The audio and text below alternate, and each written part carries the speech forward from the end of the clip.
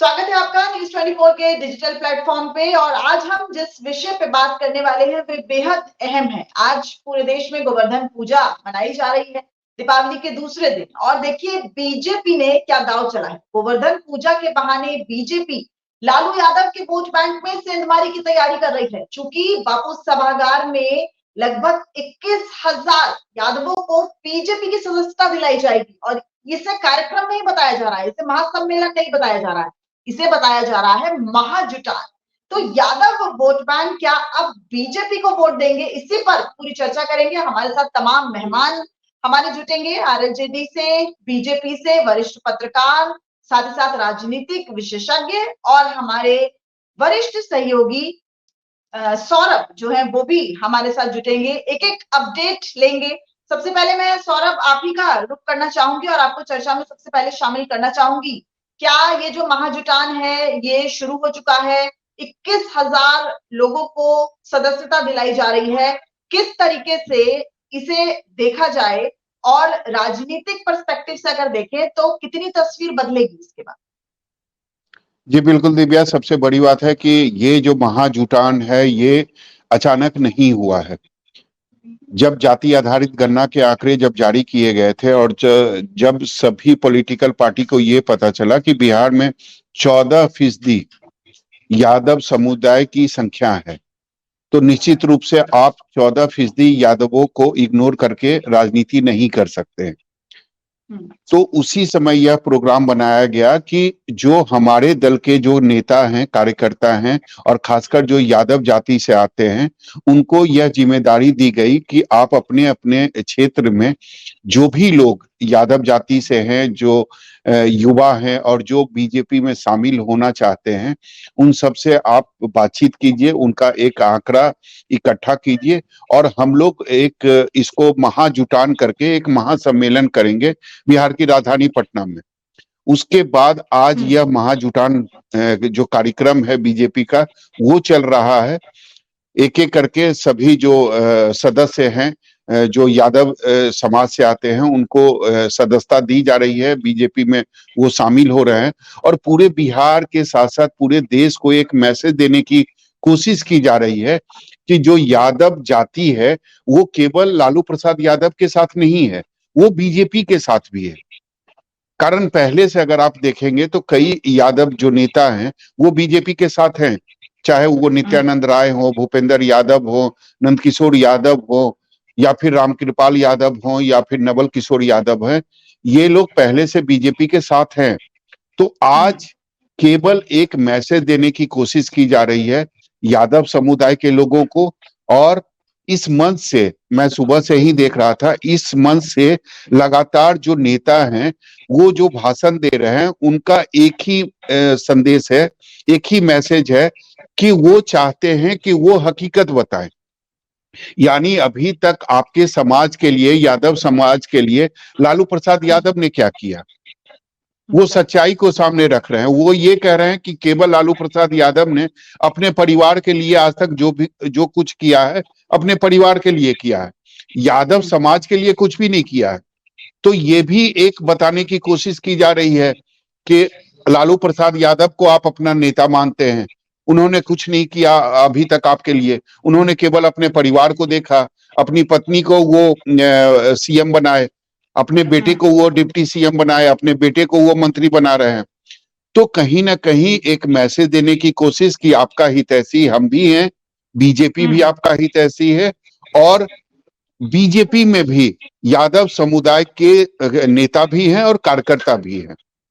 ठीक है, मतलब सौरभ बीजेपी कहना चाह रही है कि आपने तो परिवारवाद को बढ़ावा दिया, हम आपके असली हितैषी हैं। चलिए हमारी चर्चा में और 3 मेहमान भी हमारे साथ जुड़ गए हैं। रामपुकार सिंह जी हैं आरजेडी से, साथ ही साथ अरुण पांडे जी, कृष्णकांत जी, आप सभी का बहुत बहुत स्वागत है न्यूज़ 24 के डिजिटल प्लेटफॉर्म पर। तो सबसे पहले मैं रामपुकार जी आपके पास ही जाऊंगी। क्या ये जो है लालू प्रसाद यादव की पार्टी में सेंध लगाने की कोशिश है, या मैं इसे ऐसे देखूं कि यादव समाज अपने आप को ही पार्टी में तवज्जो देना चाह रहे हैं, क्योंकि अभी तक तो उनको तरजीह मिल नहीं पा रही थी बीजेपी संगठन में? ऐसा तो नहीं है कि इस महाजुटान के जरिए यादव समाज अपने आप को ही तरजीह देने की कोशिश कर रहे हैं? देखिए दिव्या अग्रवाल जी, आप एक युवा महिला पत्रकार है और बिहार की राजनीति में आज जो गोवर्धन पूजा के अवसर पर भारतीय जनता पार्टी के नेताओं ने जो जादव समाज के लोगों का एक महाजुटान किया है, इससे तो बिहार में यह साबित हो गया कि अब आदरणीय लालू प्रसाद यादव जी का जनाधार खिसक गया। आदरणीय लालू प्रसाद यादव जी जिस यादव समाज के बल पर वो 15 साल राजनीति की और अपने बेटा को स्थापित कर रहे हैं, यादव समाज भी यह जान चुका है कि लालू प्रसाद सिर्फ अपने परिवार के लिए जीते हैं, अपने परिवार के लिए मरते, अपने परिवार के लिए सब कुछ करते हैं। आज यादव समाज के जितने प्रबुद्ध लोग हैं, बुद्धिजीवी लोग हैं, ये सभी लोग जान गए हैं कि राष्ट्रीय जनता दल मतलब लालू प्रसाद यादव जी, राबड़ी देवी जी, तेज प्रताप यादव जी, तेजस्वी प्रसाद यादव जी, मीसा भारती जी, और अब तो तेजस्वी प्रसाद यादव जी की पत्नी भी अब राजनीति में आ रही है। मतलब पूरा राजनीति करते हैं यादव समाज को गोलबंदी करके और काम करते हैं सिर्फ अपने परिवार में। आज उसी का एक रिएक्शन है।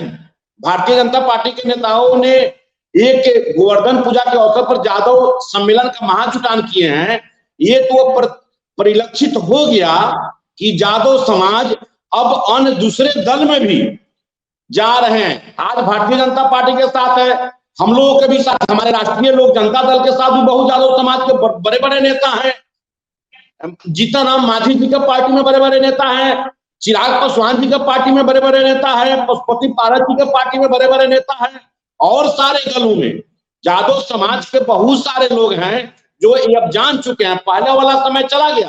पहले वाला समय था कि यादव समाज लालू प्रसाद यादव जी के लिए एक पैर पर खड़ा होता था, लेकिन यादव समाज में भी पढ़े लिखे लोग हैं, बुद्धिजीवी तबका के लोग हैं, राजनीति के रूप से बिल्कुल कॉन्शियस लोग हैं। सभी लोग जानते हैं कि कब तक एक परिवार के पीछे दौड़ते रहेंगे, और एक परिवार जो सिर्फ अपने परिवार के लिए सोचता है।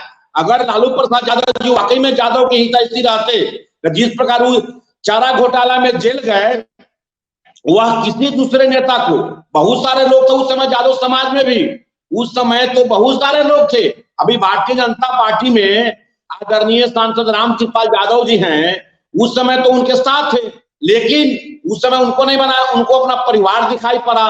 तो लालू प्रसाद यादव जी अपने परिवार को ही सिर्फ आगे बढ़ाना चाहते हैं। इतना बड़ा घोटालों का फौज हुआ, इतना बड़ा घोटाला हुआ, और सब अपने बेटा बेटी पत्नी के नाम पर ही सारा चीज किए। क्या आपका जो निशाना है यादव वोट बैंक, उसको आप साध पाएंगे? क्योंकि देखिए हमारे सहयोगी बता रहे हैं कि ये जो आपका जो प्रोग्राम है महाजुटान का, ये पहले से ही प्लान था, यानी कि प्लान प्रोग्राम था। 21,000 यदुवंशियों को आप बीजेपी की सदस्यता दे रहे हैं, और इसी बहाने आप यादव वोटर को अपने पाले में करना चाहते हैं।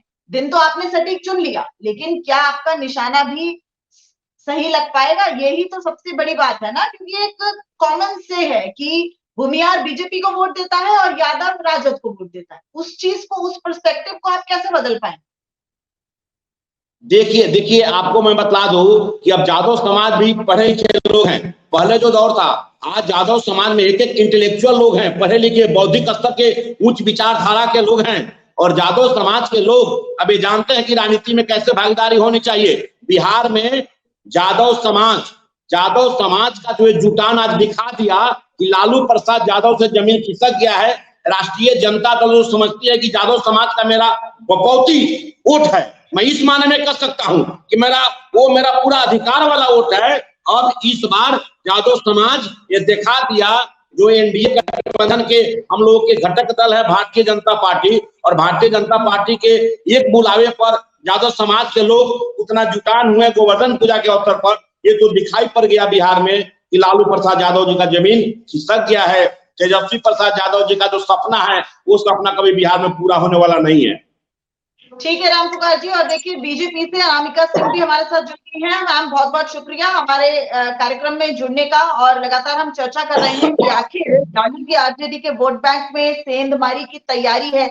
21,000 यादव आज बीजेपी में शामिल हो रहे हैं, और हमारी चर्चा में कृष्णकांत जी और अरुण पांडे जी जुटे हुए हैं। पहले मैं इन्हीं का रुख करूंगी। कृष्णकांत जी, आप बताइए कैसे देखते हैं इस महाजुटान को?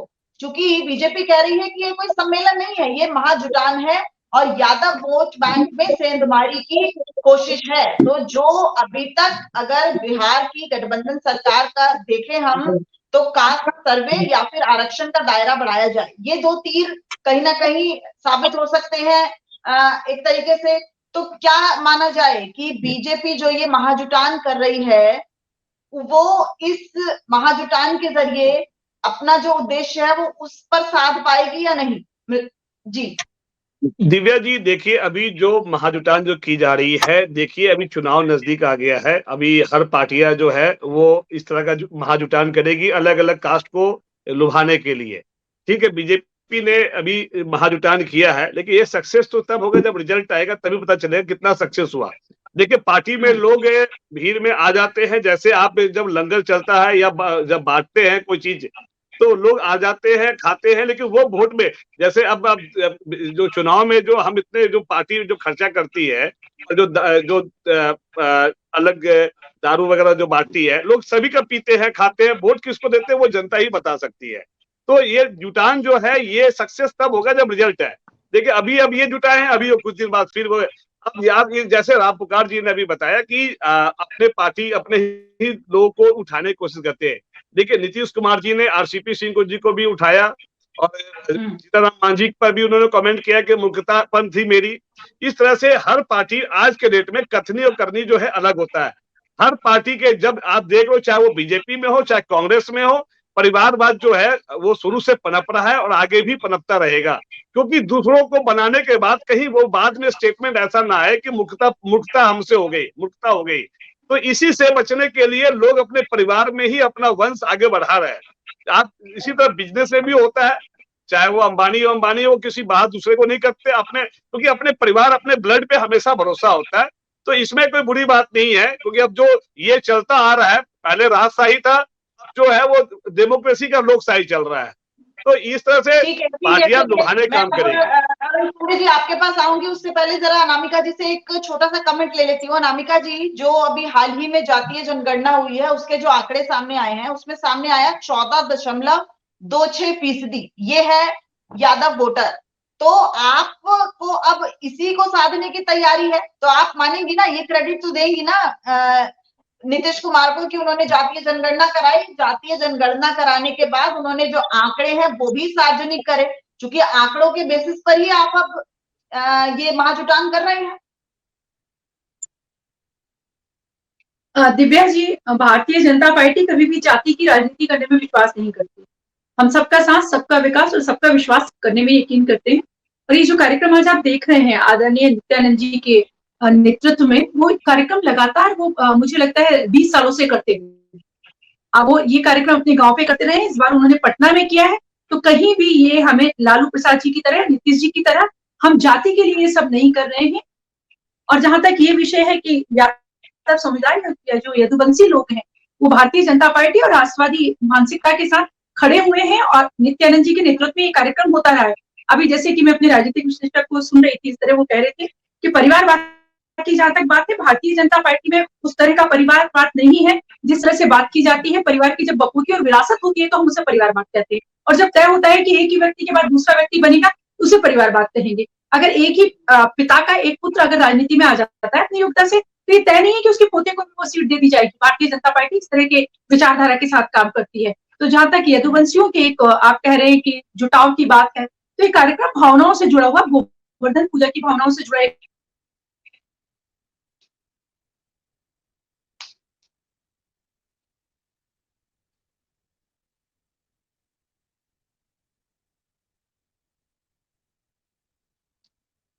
अच्छा ठीक है, अनामिका जी से संपर्क टूट गया है, उनको दोबारा से कनेक्ट करने की कोशिश करेंगे। अब मैं अरुण पांडे जी आपके पास आती हूँ, आप कैसे देखते हैं इसे?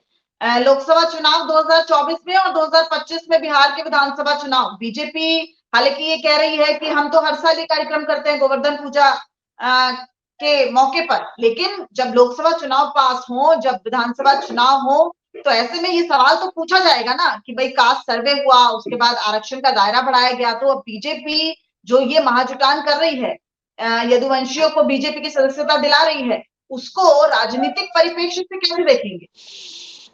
देखिए, सौरभ जी ने अभी पूरे इस आयोजन के बारे में विस्तार से बता दी। कि आज जो ये गोवर्धन महोत्सव पर सचमुच एक सभागार में यादवों का महाजुटान, 20-21 हजार लोगों को सदस्यता दिलाने के पीछे संदेश क्या है? आपका सवाल और आज की स्टोरी का आपका कैचवर्ड ही बता रहा है कि जातीय सर्वे की रिपोर्ट आने के बाद जो लालू यादव का वोट बैंक है यादव मुस्लिम का, उसमें सेंधमारी की पहल है।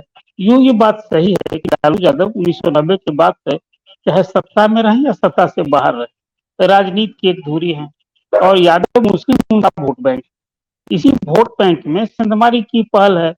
वोट बैंक का मतलब होता है जैसे नीतीश कुमार अब तक कुर्मी और कोयरी के नेता थे, भाजपा जो अपर कास्ट का उसका वोट बैंक था, कांग्रेस का जो कभी वोट बैंक हुआ करता था, और जब से लालू प्रसाद की समर्थक बनी या लालू प्रसाद से कांग्रेस ने गलवाही की तो वोट बैंक खिसक गया।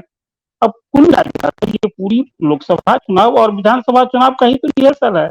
अब बीजेपी ये कोशिश संदेश देना चाहती है, वो बात सही है जो अभी राम पुकार जी बता रहे थे, या जो पूरी राजनीति समझने वाले सौर जी ने तो बिल्कुल स्पष्ट तौर पर जो बातें की, तथ्य यही है कि यादव ये संदेश देना है कि लालू यादव की राजनीति, भले वो ज्यादा वोट बैंक के मालिक हैं और आज हैं भी, इसमें कोई निस्संदेह की बात नहीं होती, हम आप सहमति हो सकती है, लेकिन यादव वोट या यादवों पर आज भी लालू प्रसाद का जादू चलता है। और ये बात सही है कि ये वोट बैंक रहते हुए दिव्या जी, लोकसभा के पिछले चुनाव में तो राजद का खाता नहीं खुला था, वोट आए थे उसके पास 30%, लेकिन एक लोग भी सभा सीट पर विजय नहीं हासिल हुई और इस चुनाव में उसको शून्य से शिखर पर जाना है। अब नीतीश जी कल तक जो बीजेपी के चेहरा थे, नेता थे, और अलग होने के बाद उनकी चुनौती बढ़ गई है। तो आज का जो पूरा ये आयोजन है, ये संदेश देने की कोशिश नहीं। आप तो 17 सीट 7% रिजल्ट बीजेपी का हुआ था दिव्या जी, और उसमें चाहे वो नित्यानंद राय हो, ओम प्रकाश यादव बोले कि नहीं जीते। कोशिश करिए कि संदेश देने की कोशिश कर रहे हैं, ठीक है, लेकिन ये समझाने की कोशिश करिए जिस तरीके से बीजेपी ये कह रही है कि हम विकसित भारत के सपने को साकार कर रहे हैं। अब जो यदुवंशी हैं वो बहुत ज्यादा इस बात को कह रहे हैं कि मोदी प्रधानमंत्री होने चाहिए, पिछड़ों, अति पिछड़ों, दलितों, महादलितों, ये सब जो है वो बीजेपी के साथ आ रहे हैं, बीजेपी को सपोर्ट कर रहे हैं। लेकिन क्या ये आधार काफी है? क्योंकि बिहार में तो जातीय आधार पर ही राजनीति होती है, तो क्या ये विकसित भारत का सपना या फिर वो मोदी को प्रधानमंत्री चाहते हैं, क्या ये सब फैक्टर्स काम आएंगे? क्योंकि यादव वोट राजद को वोट देते हैं, अभी तक यही समझ आ रहा है। नहीं, देखिए यही मैं आपसे कह रहा हूँ। अब जो जातीय गणना की जो रिपोर्ट आई, 14.5% सबसे अधिक यादवों की आबादी अकेले है। अब पिछड़ों में भी है और संपूर्ण सभी 215 जातियां बिहार में है, उसमें सर्वाधिक यादवों की आबादी है 14.5%। अभी आपने आंकड़ा बताया, और उसमें गरीबी भी सबसे अधिक है, 35% यादवों में गरीब है। रही बात जहां तक वोट बैंक का सवाल है, तो यही मैं अभी आपसे कहने जा रहा था कि लोकसभा चुनाव में अब वो नित्यानंद राय जीते या कई यादव एमपी जीते हैं। अब मधुबनी एक उदाहरण है। अब देखिए वहां जो राजद का 3.5 लाख वोट से लोग वहां किसी को उम्मीद नहीं थी, जो हुक्मदेव नारायण यादव जी के लड़का अशोक यादव जीते, वो बिहार की एक तस्वीर बताती है। भले ही यादव वोट बैंक है, लेकिन जहाँ भाजपा के यादव कैंडिडेट रहे हैं वहां यादव भी जीतते रहे हैं। अब कहाँ भी जितने 100% सभी यादव कैंडिडेट जीते और सभी भाजपा के कैंडिडेट जीते, तो लेकिन वोट बैंक में जो बात आ रही है, कहीं इस आयोजन के पीछे उद्देश्य है कि नहीं, भाजपा यादवों को साधने के लिए ही, यादवों में अपनी पैठ बढ़ाने के लिए, अपनी स्वीकारता बढ़ाने के लिए। आज सेइंग दिस की लालू यादव की तो राजनीति परिवारवाद की राजनीति है, परिवार केंद्रित राजनीति है। जब इससे कुछ उभरते हैं तो देखिए आज भी बिहार असेंबली में सर्वाधिक यादव एमएलए, वो कोई लालू यादव, सभी पार्टियों में यादव एमएलए। वापस आऊंगी एक बार, फिर मैं सौरभ आपका रुख करना चाहूंगी। ये जो महाजुटान है, इस पर क्या जेडीयू या आरजेडी की तरफ से कोई प्रतिक्रिया आई है? क्या इससे वो बौखलाए हुए हैं या सकते में हैं? क्या उन्हें भी लग रहा है क्या कि आरजेडी को ऐसा लग रहा है क्या कि उनके वोट बैंक में सेंधमारी हो सकती है? जी बिल्कुल, आरजेडी को ये पता है कि यादव और मुसलमान जो है वो हमारे साथ है।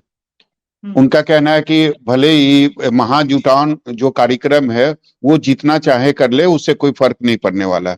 और ये सच भी है। अगर आप वोट बैंक को अगर आप देखेंगे तो यादव जो है वो हमेशा से लालू प्रसाद यादव के साथ रहा है। दूसरी तरफ सच्चाई यह भी है कि ऐसा नहीं है कि दूसरे पॉलिटिकल पार्टी में यादव एमपी नहीं है या विधायक नहीं है, बीजेपी में भी यादव विधायक है और सांसद भी हैं। तो वो उनका खुद। ठीक है, सौरभ से भी हम संपर्क दोबारा कोशिश करेंगे साधने की।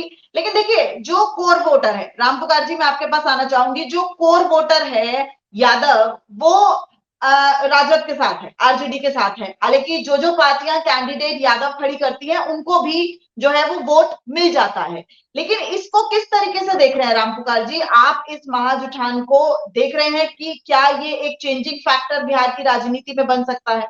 राम पुकार जी।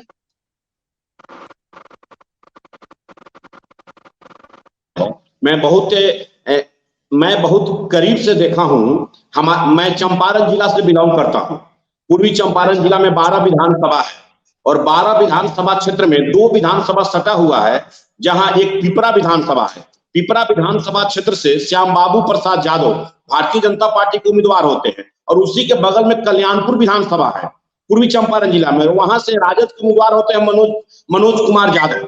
और मैं चंपारण जिला में देखता हूं कि पिपरा विधानसभा क्षेत्र के 90% यादव समाज के लोग भारतीय जनता पार्टी को वोट देते हैं।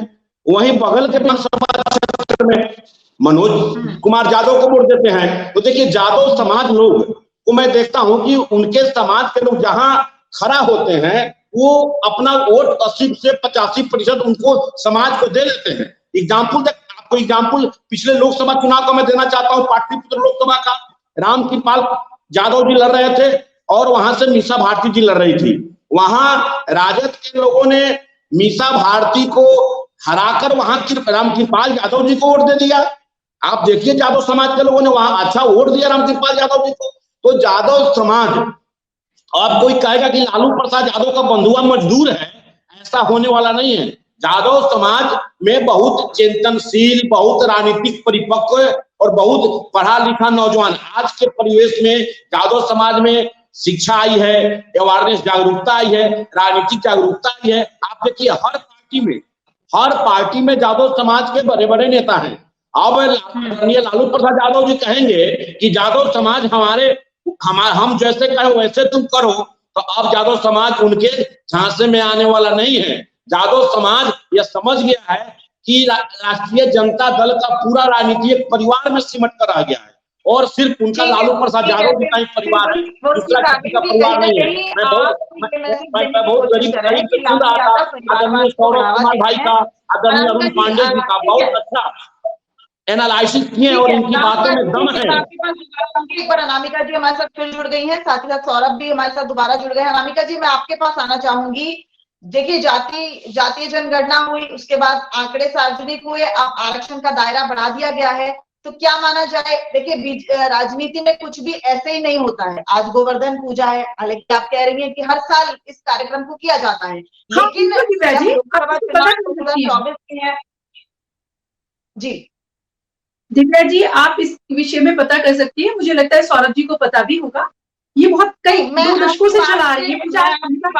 100% इत्तेफाक रखती हूँ, हर साल ये कार्यक्रम होता होगा, लेकिन इस बार इस कार्यक्रम आज पता नहीं किया जा रहा है। दिव्या जी, आप अपनी बात रिपीट करें, मैं सुन नहीं पाई, कुछ नेटवर्क का इशू है ज्यादा। अच्छा, ठीक है अनामिका जी, मैं ये कह रही हूँ कि राजनीति में कुछ भी ऐसे ही नहीं होता है। आप कह रही हैं कि ये कार्यक्रम हर साल होता है, मैं इस बात से 100% इत्तेफाक रखती हूँ आपसे, लेकिन अब इस बार ये कार्यक्रम टाइमिंग मैटर करती है, क्योंकि अभी जातीय सर्वे हुआ, उसके बाद उसके आंकड़े सार्वजनिक हुए, उसके बाद आरक्षण का दायरा बढ़ा। तो ये सवाल तो होगा ही ना कि आप अब क्या आरजेडी के वोट बैंक में सेंधमारी की तैयारी कर रहे हैं? क्योंकि आप कह रहे हैं कि यदुवंशियों का साथ आपको मिलता है, लेकिन वो वोट बैंक में कन्वर्ट नहीं हो पाता है। तो वोट बैंक में किस तरह से कन्वर्ट हो, क्या ये प्लान है क्या बीजेपी का? देखिए दिव्या जी, पहला विषय तो ये है कि टाइमिंग का आपने कहा कि जातीय सर्वे और आरक्षण टाइमिंग देख के नीतीश सरकार ने किया 2024 के लिए, उन्होंने टाइमिंग के हिसाब से ये चीज की है। परंतु गोवर्धन पूजा तो नहीं समय पे आती है, ये तो सदियों से चला आ रहा है। तो सदियों से चला आ रहा है, तो हम इसको करते रहे गोवर्धन पूजा के दिन, इसलिए आज हमने किया। तो भारतीय जनता पार्टी में फिर कहना चाहती हूँ कि कभी भी जाति को देखकर और अवसर को देखकर काम नहीं करती। हमारे कार्यकर्ता सतत सेवा करने के आदी है और भारतीय जनता पार्टी संगठनात्मक इस तरह की का दल है जो लगातार काम में लगे रहते हैं। आप कभी भी आकर देखिएगा तो आप कुछ ना कुछ करते ही होते हैं। ऐसा माना जाता है कि 365 दिन भारतीय जनता पार्टी का कार्यकर्ता कुछ ना कुछ किसी न किसी टास्क में वो लगा रहता है। और गोवर्धन पूजा की बात है तो हमने बिल्कुल समय देख के नहीं किया, सिर्फ इस बार पटना में हो गई क्योंकि सबकी बहुत सारे लोगों की इच्छा थी, इवन मेरी भी। अगर मेरे पैर में फ्रैक्चर नहीं होता तो मैं भी वहीं दिखती आपको गोवर्धन पूजा की। तो ये इलाके से आप राजधानी पटना में पहुंच गए हैं, यानी कि आप भी चाहते हैं कि वो एक सेंटर ऑफ अट्रैक्शन बने, वो भी सुर्खियों में रहे। तो इसके पीछे जो उद्देश्य है वो मैं आपसे जानना चाह रही हूँ। इसके पीछे मैंने आपको बताया, भारतीय परंपरा सनातन धर्म की स्थापना करना, उसका प्रचार और प्रसार करना इसका उद्देश्य है। और पटना के आसपास के सारे लोग चूंकि इससे जुड़ना चाहते थे तो हमने सबने कार्यकर्ताओं ने मिलकर तय किया कि इसे पटना में होना चाहिए। तो उस इच्छा के अनुरूप इसको इस बार पटना में किया गया। इसका कोई और उद्देश्य यदुवंशी बहुत अच्छे से रामकुमार सिन्हा जी ने बताया। यदुवंशी जो राष्ट्रवादी सोच के चेतन है, जागरूक है और जिन्हें लगता है कि भारत को विकसित होना, भारत को सुरक्षित होना, सुदृढ़ होना, और ये तो वो यदुवंशी है जो भारत देश के लिए लड़ते रहे, खड़े रहे, वो भारतीय जनता पार्टी के साथ खड़े, उनके वोट भी हमें मिलते रहे। अभी भैया ने, सिन्हा जी ने बहुत अच्छे से सारे उदाहरण आपको बताया। रामकृपाल जी वाले क्षेत्र में ही मैं आती हूँ तो मैं वहां भी देखती हूँ, जब मीसा भारती को हराकर यादव वोट कर सकते हैं रामकृपाल जी को, तो फिर वो किसके साथ खड़े रहेंगे, आप इस बात को सोच सकते।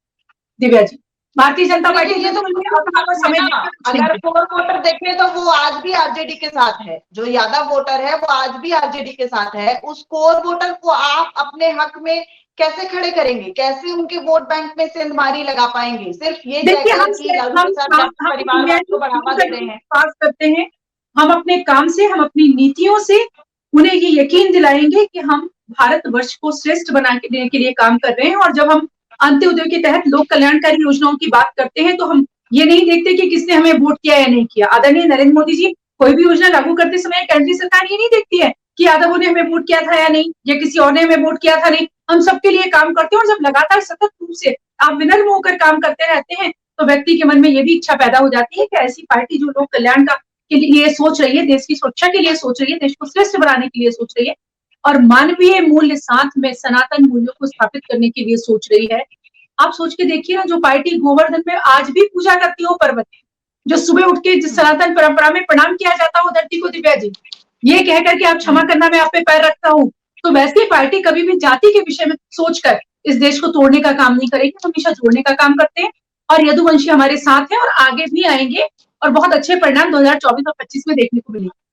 ठीक है, अनामिका जी ने ये कहा कि हम अपने काम के आधार पर यादवों का वोट मांगेंगे। जी कृष्णकांत जी, आप कुछ कहना चाह रहे थे। आप अनामिका जी की इस बात से कितना इत्तेफाक रखते हैं? आप बिहार की राजनीति को भली भांति समझते हैं, क्या वहां पर यादव काम के आधार पर या मुद्दों के आधार पर वोट दे रहा है? दिव्या जी बिल्कुल नहीं, ऐसा नहीं है। जैसा हमारे अरुण पांडे जी जो हमारे वरिष्ठ पत्रकार है उन्होंने भी और सौरभ जी ने भी यही बताया कि देखिए जब एमपी के चुनाव होता है तो यादव का जो है ना परिक्षेप जो अलग चला जाता है, वहां पे यादवों का जो वोट है वो बराबरों में चला जाता है, यहाँ वहां पे बीजेपी को भी मिलता है। लेकिन जब एमएलए की बात आती है तो सारे एमएलए जितने वोटर्स है, यादव वोटर्स है, वो एकत्रित हो जाते हैं। आप देखिए कि 4 जो फॉरवर्ड कास्ट है उन चारों का यदि आप असेंबली में देख लीजिए तो जितने जितने लोग हैं उतना अकेला यादवों के 22% है और इन लोग सभी को विचारों को मिला दिया जाए तो 23% है। तो और ये मुस्लिम देखिए 17% वोट है जिनकी, वो मात्र 6.5% ही उनके असेंबली में लोग हैं। तो कहीं ना कहीं देखिए जातीय हमेशा बिहार में चुनाव हमेशा जातीय जनगणना या जात हमेशा ज्यादा हावी रहा है एज कंपेयर टू धर्म। जो बाकी जगह देश में तो रहा है कि धर्म का ज्यादा चल रहा है, लेकिन यहाँ पे जातीय समीकरण ज्यादा जो है वो तेज है। रामपुकार जी ने जैसे अभी थोड़ी देर पहले उन्होंने कमेंट दिया था कि अब यादव जो है काफी ज्यादा पढ़े लिखे हो गए हैं, काफी समझदार हो गए हैं। तो ये बात भी रामपुकार जी कहीं देखिए, कहीं ना कहीं यादव जो पीछे थे उसको उठाने का, आवाज देने का काम जो है लालू यादव ने किया। ऐसे कोई किसी को इतने दिन वोट बैंक बना के नहीं रखता है, उनको कहीं ना कहीं उनको दिया होगा तभी जाके वो इतने दिन तक उनके साथ है। और आज जो पढ़े लिखे और जितने लोग उस वहां यादव समाज से भी है अच्छे जगह पे, तो उसकी देन भी कहीं ना कहीं लालू यादव जी है, क्योंकि आज यादवों का जो बिहार में गुंडागर्दी भी यादव ने बढ़ाया है। मैं ये नहीं कह रहा हूँ कि यादवों को इतना ज्यादा पावर देके कहीं ना कहीं गुंडागर्दी भी बढ़ी है, तो भी बढ़ी है, और साथ में अच्छे लोग पढ़े लिखे लोग भी यादव से निकले हैं। तो आज भी हमारे बिहार के चुनाव में मुस्लिम यादव जो है कहीं ना कहीं चुनाव एक अलग तय करता है, राजनीतिक तय करता है कि किसके साथ कौन किसकी संख्या ज्यादा आएगी। अच्छा अनामिका जी, कहा तो ये भी जा रहा है कि वोट बैंक में सेंधमारी की तैयारी तो है ही, साथ ही साथ चूंकि केंद्रीय गृह राज्य मंत्री नित्यानंद राय इस पूरे महाजुटान की अध्यक्षता कर रहे हैं, जैसा आप भी बता रही हैं, लेकिन यादवों को आपकी पार्टी में भी बहुत ज्यादा तवज्जो नहीं मिल रही है, तो क्या माना जाए कि इस महाजुटान के जरिए वो जो तवज्जो है वो भी दिलाने की कोशिश की जा रही है?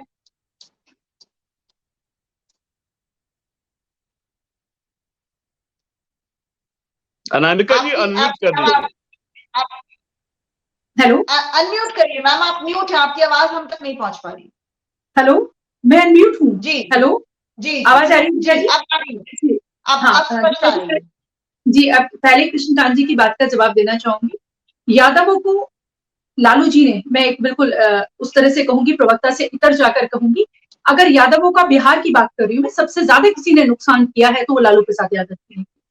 उन्होंने, उन्हीं की बात थी ना कि लाठी को तेल पिलाओ, उन्होंने ही लठैत तैयार किए। और मुझे लगता है कि अगर आप आसपास के प्रदेशों की, साउथ में जाइए, उत्तर प्रदेश के सब जगह के यादवों की तुलना करेंगे तो सबसे कम शिक्षित हो पाए और सबसे कम गवर्नमेंट जॉब में यादव आ पाए बिहार में, क्योंकि लालू जी ने एक मानसिकता के तहत अपने परिवारवाद को, अपने साम्राज्य को बढ़ावा देने के लिए हमेशा उन्हें भावुक अपीलों में उलझा कर रखा। मैं शब्द का जो इस्तेमाल कर रही हूँ, भावुक अपील, उन्होंने हमेशा भावुक अपील की और उन्होंने हमेशा जो फॉरवर्ड थे उनके खिलाफ उन्हें खड़ा किया, जिसका अंजाम रहा सेनारी हत्याकांड जैसे और नरसंहार जैसे चीजें बिहार में होती रही। अगर आप सतही तौर पे देखेंगे तो नजर आता है कि उन्होंने उनको शोषितों से ऊपर उठाया नहीं, उन्होंने बिहार को जाति के ऐसे टुकड़ों में बांट दिया है कि आने वाली पीढ़ियां भी उसके परिणाम भुगत रही हैं और भोगती रहेंगी।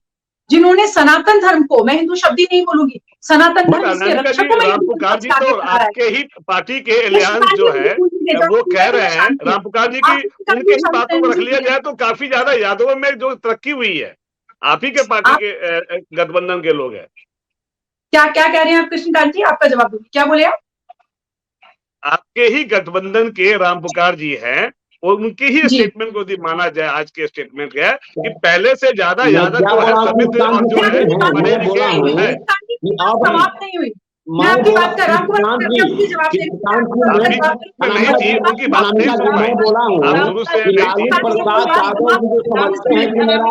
एक अधिकार वाला पूरा यादव समाज का वोटर है, वो संभव नहीं है। अब यादव समाज के लोग भी पढ़े लिखे हो गए हैं, यादव समाज के लोग अनपढ़ नहीं है, वे समझते हैं मुझे किसको वोट देना है, वो मैं कहा। ठीक है अनामिका जी जवाब दे रही है।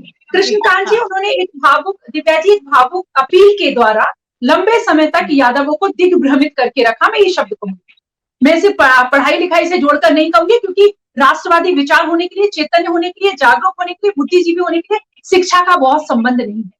ऐसे बहुत सारे उदाहरण है कि यदुवंश के लोग स्वतंत्रता संग्राम के लिए लड़े, पहले भी विदेशी आक्रांताओं से लड़ते रहे हैं, तो ये विषय उतना महत्वपूर्ण नहीं है। महत्वपूर्ण है कि व्यक्तिगत तौर पे भावुक अपील करके लालू जी ने लंबे समय उकसाकर फॉरवर्डों के खिलाफ खड़ा कर एक थोड़ा सा जो अगर गलतियां हो जाती रही होंगी उस समय में फॉरवर्ड लोगों से, उसके खिलाफ उनको खड़ा करके इस बिहार को टुकड़ों टुकड़ों में बांट दिया जाती है। सनातन को यहाँ से खत्म करने की उन्होंने सारी चेष्टा की और चेष्टा में सफल रहे। और ये उन्हीं के शब्द होते थे ना, पूरा बाल साफ करो, या वो जब पब्लिकली ये दिखाते थे किसी फॉरवर्ड अधिकारी को, जो उनके किस्से मशहूर है, ये बहुत एक साइकोलॉजिकल गेम था। वो बहुत बड़े एक मनोवैज्ञानिक मतलब चालाक किस्म के व्यक्ति हैं लालू जी। किसी फॉरवर्ड आईएएस ऑफिसर को पूरी यादव कम्युनिटी के सामने ये दिखाना कि चल तू मेरी चप्पल उठा, तू मेरा थूकदार उठा, उनका मनोबल तोड़ते थे और ये बताते थे कि आप इतने सक्षम हैं। और उसमें उन्होंने जो नुकसान किया वो यादव समाज का किया। आप उत्तर प्रदेश में जाकर देखिए, जिस बहुतायत संख्या में आपको प्रशासनिक अधिकारी, पुलिस के अधिकारी या प्रोफेसर यादव मिल जाएंगे, आपको बिहार में नहीं मिलेंगे, क्योंकि लालू जी को पता था कि अगर इनको समझ आ गई, ये जागृत हुए, चेतन हुए, जैसे सिन्हा जी कह रहे हैं, तो फिर ये मेरे बहकावे में नहीं आएंगे। ये एक पक्ष हुआ जो कृष्णकांत जी की बात का जवाब था। दूसरा पक्ष, भारतीय जनता पार्टी सतत रूप से, हम तो 2 सांसदों से शुरू होने वाले लोग हैं दिव्या जी, हमारे प्रचारक तो गांव-गांव जाके रोटी मांग के खाने वाले लोग हैं, हम तो वो लोग हैं। हम कांग्रेस की तरह सामंतवादी पार्टी थोड़ी थे जिसके पास सारे संसाधन थे। हम तो वो लोग हैं जिन्होंने अपनी भावना से भारतीय जनता पार्टी को खड़ा किया, राष्ट्रवाद के लिए खड़ा किया। और आप आज भी देख लीजिए, हमारी स्थापना के समय जो हमारा घोषणा पत्र था, हम आज भी उस पर कायम है। हमें पता है कि भड़काकर और डर के मुस्लिम लोगों का वोट हमें नहीं मिलेगा, तब भी हम 3 तलाक को हटाते हैं, क्योंकि भारतीय जनता पार्टी संविधान के सामने। अनामिका जी ठीक है, एक बात बताइए, आप कह रही हैं कि लालू प्रसाद यादव जातिगत आधारित राजनीति करते हैं। मैं एक स्टेटमेंट पढ़ रही हूँ, ये बिहार बीजेपी कार्यालय में एक प्रेस कॉन्फ्रेंस आयोजित हुई थी जिसे पार्टी नेता नवल किशोर यादव ने आयोजित किया था, और ये इसी कार्यक्रम पे जो महाजुटान का था उसी में हुई थी। उसमें उन्होंने कहा कि यादवों में कंस भी थे और भगवान कृष्ण भी थे, लेकिन आज के कृष्ण के साथ मोदी हैं। तो आप ये कहना चाहती हैं कि जो मोदी के साथ है वो कृष्ण है और जो लालू प्रसाद यादव के साथ है वो कंस है, यानी कि लालू प्रसाद यादव जातिगत राजनीति करते हैं, तो भाजपा को क्यों सनातन धर्म का सहारा लेना पड़ता है? आप हर चीज में, हर मैं आपकी बात का जवाब दूंगी जी, मैं बिल्कुल तार्किक रूप से आपकी बात का जवाब दूंगी। नवल जी ने बिल्कुल सही कहा था। आप और पीछे जाइए तो ये भारत देश है जहां ब्राह्मण होने के बाद भी रावण को जलाया जाता है और सभी को दलित होने के बाद भी पूजा जाता है। तो सनातन धर्म जो है वो गुणों और अवगुणों के आधार पर किसी भी व्यक्ति को अपना समझता है और दंडित करता है। वो ये नहीं देखता कि वो अपना है या पराया है। अगर आप कंस होंगे, निसंदेह कंस से अगर तुलना कर रहे हैं नवल जी, तो बिल्कुल सही कर रहे हैं। जो जातीय नरसंहार में झोंकता हो भारत को, बिहार जैसे प्रदेश को, जहाँ सबसे ज्यादा प्रतिभा है, सबसे ज्यादा लोग काम कर सकते हैं, जहाँ पे सबसे ज्यादा कर्मठता है, जातीय टुकड़ों में बांटकर जिन्होंने इतने जातीय नरसंहार करा दिए, महिलाओं के अपमान के नाम पर जिनके समय में शिल्पी गौतम कांड होता है, आईएएस की पत्नी चंपा विश्वास सुरक्षित नहीं रहती है, और जो जातिवाद के और आरक्षण के नाम पे सिर्फ परिवार को बढ़ाते हैं, तो नवल किशोर जी के का जो बयान है उसको इस परिप्रेक्ष्य में देखा जाए कि सनातन परंपरा है जहाँ कर्मों के आधार पे आपकी पात्रता, आपकी प्रशंसा और आपके दंड तय किए जाते हैं। अरुण जी आपको लगता है कि ये सब मुद्दे बिहार में किसी भी वोट बैंक में सेंधमारी के लिए काफी हैं? अरुण जी फिर से जरा सवाल दोहराइए ना। अरुण जी आपको लगता है कि ये जो मुद्दे जो बीजेपी उठा रही है, सनातन धर्म का जो सहारा लेने की बात हम कह रहे हैं, या फिर जिस तरह की बातें हो रही हैं, ये मुद्दे बिहार में किसी भी जाति को, यादव हो या कोई भी जाति हो, उसका वोट बैंक लेने के लिए एक आधार बन सकते हैं? तो है, बीजेपी का यही कार्ड है, हिंदू कार्ड है, सनातन धर्म के नाम पर हिंदू कार्ड है। और हिंदू कार्ड की जब भी बात हो तो यादव लोग, ऐसा ही ना है कि वो लालू यादव के रहते। मैंने आपको कहा कि जहां यादव कैंडिडेट होते हैं, 17 में 17 एमपी का जीतना और 40 में 39 एनडीए के कैंडिडेट का जीतना है, तो इस बात का सूचक है कि बीजेपी हिंदू कार्ड खेलती है। और उसमें यादव ने कहा यादव सनातनी है। सनातनी का तात्पर्य क्या है कि यादव हिंदूवादी है। तो अभी जो आज, लेकिन देखिए अनामिका जी जो कहें, एक जाति विशेष का, ठीक है, गोवर्धन महोत्सव के नाम पर ही महाजुटान हुआ है, जाति विशेष के ही तो लोगों का अपने जुटान किया, क्या ध्येय और उद्देश्य है? राजनीतिक उद्देश्य है। आपका ऑडियो में थोड़ा सा दिक्कत आ रहा है, हम कोशिश करते हैं उसको दुरुस्त कराने की। अनामिका जी शायद आपकी बात का जवाब देना चाहती हैं। जी अरुण जी, भारतीय जनता पार्टी के लिए सनातन जीवन है, हमारे लिए कार्ड नहीं है। आज भी इजराइल की दुर्दशा देख के शायद आप लोग समझ नहीं पा रहे कि भारत कहाँ खड़ा है और सनातनी कहाँ खड़ा है। ये हमारे लिए बिल्कुल कार्ड नहीं है। अगर ये कार्ड होता तो कल्याण सिंह अपनी सरकार नहीं गिराते राम मंदिर के लिए। भारतीय जनता पार्टी 370 हटाने के लिए जी जान नहीं लगाती। जो हमें यह कहा गया था कि विपक्ष के द्वारा के खून पूरे देश में गृह युद्ध हो जाएगा, और तब भी हम अड़े रहे और खड़े रहे। और आने वाली पीढ़ियां भारतीय जनता पार्टी को इसलिए याद रखेंगी अगर हम सुरक्षित रह पाए। तथा कथित जो सहिष्णु है ना भारत में, और सनातन का विरोध करने वाले, उनके कारण अगर हम सुरक्षित रह पाए तो बहुत चिंता करने की आवश्यकता नहीं है। अगर मोदी जी ना हो और भारतीय जनता पार्टी ना हो तो 50 सालों में यहाँ भी इजराइल बना दिया जाएगा। और पर्शिया बहुत पुरानी बात नहीं है, अफगानिस्तान भी पुरानी बात नहीं है। जी हो गई बात सुनिए, कश्मीर बहुत पुरानी बात नहीं है, कश्मीर बहुत पुरानी बात नहीं है। जी हो सकता है आपके जैसे तथाकथित सहिष्णुओं को भविष्य में इस्लाम में परिवर्तित होने में कष्ट ना हो, पर भारतीय जनता पार्टी के लोगों को तो होगा। और ये जो लगातार दोहराया जाता रहा ना, रोमान मिट गए जहां से, बाकी आज तक निशान हमारा तो ये निशान भी नहीं बचेगा, क्योंकि पर्शिया का निशान भी 100 साल पुरानी बात है। कश्मीर के 5 लाख हिंदू और रोहिंग्या शरणार्थी, सनातन हमारी रगों में दौड़ता है। और हमारी हाँ, सरकारें रहे या ना रहे, हम सनातन के लिए लड़ेंगे। और जागृत हो गया यदुवंशी भी और भारत का राष्ट्रवादी अरुण जी, नहीं आप जरा और वो सुनिए खड़ा ना, रहेगा और एक समय आएगा दूसरी जैसे बात जरा सुनिए। उत्तर प्रदेश में भी जाटों को अरे हो भड़काकर गई बात, और आप यादवों क्या को कहना भड़काकर चाहती हैं हम लोग समझ रहे हैं। अब मैं ऐसा बिल्कुल नहीं समझ रहे, आप अनामिका नहीं जरा समझ सुन रहे, तो आप नहीं नहीं। सुनना चाहिए। बिल्कुल भी नहीं अरे समझ भाई रहे जरा हैं आप। सुनिए। अगर आप समझ रहे होते ना, तो आप अरे क्या भाई करिए, जरा जल्दी सुनिए। करके हमारे लिए ब्लू कार्ड है। अरे फिर मंदिर हमारे लिए भावना है। तथाकथित कितनी अरे लज्जा सुनिए की, ना कितनी संवेदनशीलता अनामिका की जी, बात है अरे कि हम सुनिए अपनी ना इस भाई, भावना को अब आप जरा सुनिए ना भाई, सम्मान हो रहा ये है। बात हम जरा अरुण जी की बात आपके भी जो सुन लेते हैं जी। आपके जो राजनीतिक प्रतिद्वंदी हैं उनको ये सब बात, जितनी बातें आपने बड़ी बड़ी बातें की, अब बड़ी ये बड़ी बाउंड्री बड़ी थी, बातें नहीं है, व्यवहार जरा आपकी सुन तो पूजा लीजिए ना अनामिका मेरी जी बात। आप शांत। सनातन धर्म की ये अनामिका बड़ी बात नहीं है, अरे जीवन की बात है। अनामिका जी सुनिए ना, आप जानती हैं, बहुत जानती हैं, हम लोग का ज्ञान आप ठीक दे रही हैं, इसके योग्य भी आप हैं, लेकिन जो यथार्थ पॉलिटिकल है वो बात आप कीजिए। आज जो उद्देश्य है, क्या ये राजनीतिक उद्देश्य नहीं है? बिल्कुल भी आप नहीं ये है, सनातन बिल्कुल भी नहीं है, ठीक है, तो चलिए आप मैं आप रोज जरा घर में सुनिए ना पूजा मेरी करती बात। हूँ, उसका राजनीतिक अरे उद्देश्य मेरी होता बात है। सुनिए ना, बिल्कुल भी नहीं अनामिका है, जी बहुत बोलने चर्चा, दीजिए, की जवाब बात अरे करते देने हैं। दीजिए। सुनिए ना, अरे अनामिका जी, आज चर्चा जो हो रही अरुण है जी, आपकी अरुण जी अरे बिल्कुल जरा भी नहीं सुनिए, है। मेरी बात सुनिएगा। बोलिए आप बोलिए, जो आपका नाम आयोजन हो रहा है, एक बात आप जो की बात आयोजन बोलिए। हो रहा है आप जो आयोजन हो रहा है, इस परिप्रेक्ष्य में आप जितनी बातें, भाजपा का पक्ष आप अपना अपने ढंग से उचित रख रही हैं, लेकिन जो दूसरे लोग सोचते हैं उसमें तथाकथित बढ़ लगाना आपके ज्ञान को कोई चुनौती नहीं दे रहा है। अपनी ज्ञान को आप रखिए, हम लोग को भी आप अपना ज्ञान मैं दीजिए। ज्ञान के लेकिन आधार जो पे आगे खड़ी हूँ, मैं भाव के आधार पे बात कर रही हूँ। ज्ञान अरे विषय ठीक ही है, नहीं, आप भाव विषय है। अच्छा ठीक सनातन है, हमारे मैं लिए मान लिया ज्ञान है। का विषय अब नहीं हो है, गया भाव का भाई, अब विषय है। जरा सुनिए तो मेरी बात। आपके ठीक। भाव भी बहुत तुच्छ हैं, आपके भाव भी बहुत तुच्छ हैं, आयोजन का स्वर और उद्देश्य भी बहुत आदर्श और ऊंचा है, लेकिन आज कोई एक जाति विशेष का आयोजन हो रहा है पॉलिटिकल नजरिए से, हमारे जैसे लोग, आपकी नजर में होगा जो आप तथाकथित बोल रही हैं, लेकिन जब लोकसभा और विधानसभा, मैं तो कह रहा था कि भाजपा क्या यादव कैंडिडेट लोकसभा और विधानसभा में नहीं देती है? 17 के 17 सीट यदि नित्यानंद राय से अशोक यादव जीते हैं तो यादव नहीं है क्या? किसने कहा? लेकिन लालू यादव का वोट बैंक है, इसको कोई इनकार करेगा क्या, जो राजनीति की थोड़ी भी समझ रखने वाला है? मैं तो शुरू में ही आपकी बोल बात चुकी हूँ को अरुण जी, जरा सुन उन्होंने तो एक लीजिए मेरी भावुक बात, ये चर्चा आपसे नहीं हो रही है। फिर जरा सा ना सुनिए, अपने लिए movement अनामिका खड़ा जी किया है। सुनना चाहिए।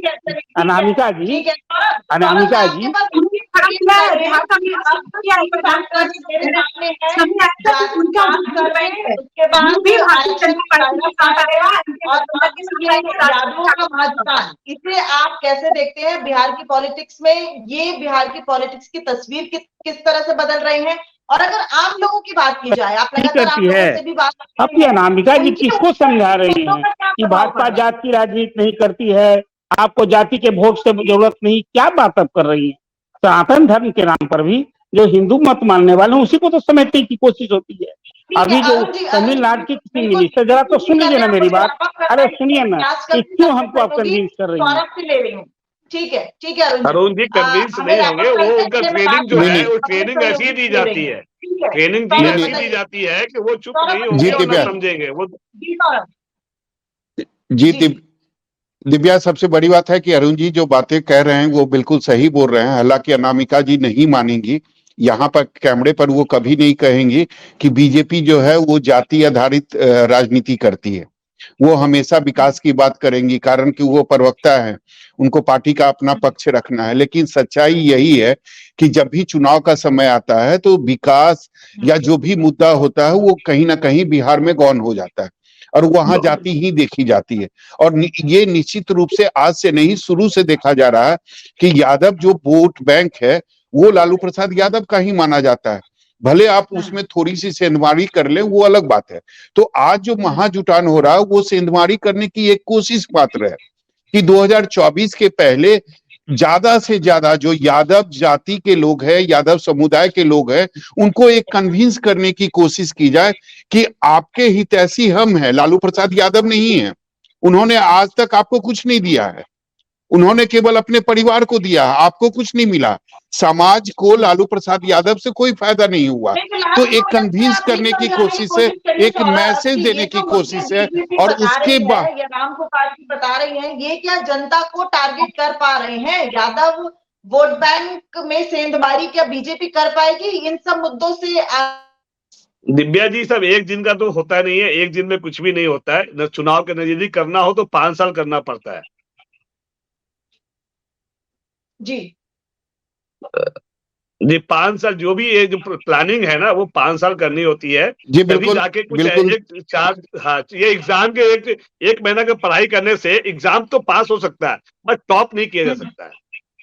ठीक है, ठीक है, ये बहुत वाजिब कमेंट आपने बताया। जी सौरभ, अब लास्ट कमेंट आप ही से चाहूंगी कि क्या ये जो मुद्दे बीजेपी बता रही है और जिनके सहारे आगे बढ़ रही है यादव वोट बैंक को अपने पक्ष में करने के लिए, क्या ये काफी है? यादव वोट बैंक में सेंधमारी हो पाएगी? जी बिल्कुल, ये बीजेपी की तरफ से एक कोशिश है। मैं आपको बस थोड़ा सा समय लूंगा, मैं आपको बताना चाहता हूं कि जाति आधारित जब गणना आई तो उसे एक नीतीश कुमार का या महागठबंधन की सरकार का एक मास्टर स्ट्रोक माना जा रहा था, और ये माना जा रहा था कि 2024 में काफी फायदा महागठबंधन सरकार को, नीतीश कुमार को होगी। लेकिन दूसरी तरफ अगर आप देखें तो किस तरीके से बीजेपी ने रणनीति बनाई लालू प्रसाद यादव को घेरने के लिए और नीतीश कुमार को घेरने के लिए। नीतीश कुमार ने जीतन राम मांझी पर बयान दिया, सदन के अंदर बयान दिया। अब बीजेपी या एनडीए के लोग क्या कर रहे हैं, वो दलित विरोधी बयान बताकर एक तरफ वो जीतन राम मांझी को आगे कर रहे हैं। आज भी जीतन राम मांझी ने मौन धरना दिया। चिराग पासवान भी कर रहे हैं कि उनकी पार्टी जो है वो आने वाले दिनों में सड़क पर उतरेगी, नीतीश कुमार के खिलाफ प्रदर्शन करेगी। और दूसरी तरफ यादवों का यह महाजुटान। तो आप जिसको मास्टर स्ट्रोक मतलब खेल रहे थे या आप अब मान रहे थे, उसको बीजेपी ने अपना हथियार बना लिया। आप जो आंकड़ा जारी किए, अब बीजेपी उसी को हथियार बनाकर वो यादवों को एकजुट करने की कोशिश कर रही है, उसी को लेकर महाजुटान कर रही है। आंकड़ा कहां से आया? तो नीतीश कुमार ने दिया। आंकड़े को हम गलत भी बता रहे थे और उसी आंकड़े के आधार पर हम आगे की रणनीति भी बना रहे हैं। लेकिन आपने बिल्कुल बात सही की है कि ये जो द्वंद युद्ध चल रहा है कि मैं आगे मैं पीछे, तो बीजेपी भी ये कह रही है कि हम पीछे नहीं हैं, हम भी आपके वोट बैंक में सेंधमारी कर सकते हैं। आप सब मेहमानों का न्यूज़ 24 के डिजिटल प्लेटफॉर्म पर जुड़ने के लिए बहुत बहुत शुक्रिया, और लगातार हम चर्चा जारी रखेंगे। लेकिन आज का विषय यही कि 2024 लोकसभा चुनाव और लालू यादव के वोट बैंक में ही बीजेपी अब सेंधमारी की तैयारी कर रही है। वो कितनी सफल हो पाएगी ये तो आने वाला वक्त बताएगा, लेकिन सभी इस वक्त 2024 के चुनाव में लगे हुए हैं।